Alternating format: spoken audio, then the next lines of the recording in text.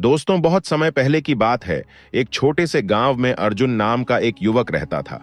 वह मेहनती और ईमानदार था, लेकिन हर बार जब वह सफलता के करीब पहुंचता तो किस्मत उसे धोखा दे देती। अर्जुन को विश्वास हो गया था कि उसकी किस्मत कभी उसका साथ नहीं देगी। एक दिन गांव में एक साधु महाराज आए। अर्जुन ने उनके पास जाकर अपनी परेशानी बताई। महाराज, मैं दिन रात मेहनत करता हूं, लेकिन मेरी किस्मत कभी मेरा साथ नहीं देती। क्या मेरे जीवन में कभी बदलाव आएगा? साधु ने मुस्कुराते हुए कहा, बेटा, किस्मत और मेहनत एक गाड़ी के दो पहिए हैं।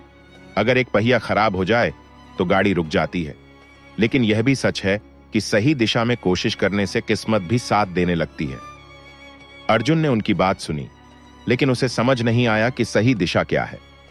साधु ने उसे एक उदाहरण दिया। मान लो तुम्हारे पास एक बीज है।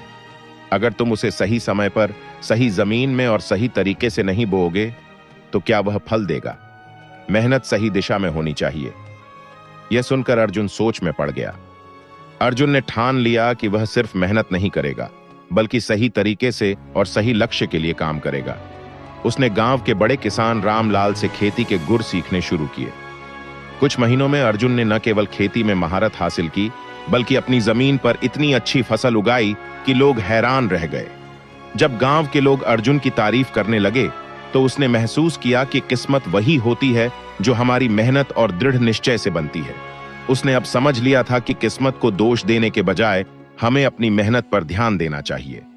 कुछ सालों बाद अर्जुन गांव का सबसे सफल किसान बन गया। जो लोग पहले उसकी किस्मत को बुरा कहते थे, वही अब कहते थे, अर्जुन ने अपनी किस्मत खुद बनाई। इस कहानी से हमें यह सीखने को मिलता है कि किस्मत का खेल कभी कभी कठिन जरूर होता है, लेकिन सही दिशा में मेहनत और धैर्य से इसे अपने पक्ष में किया जा सकता है।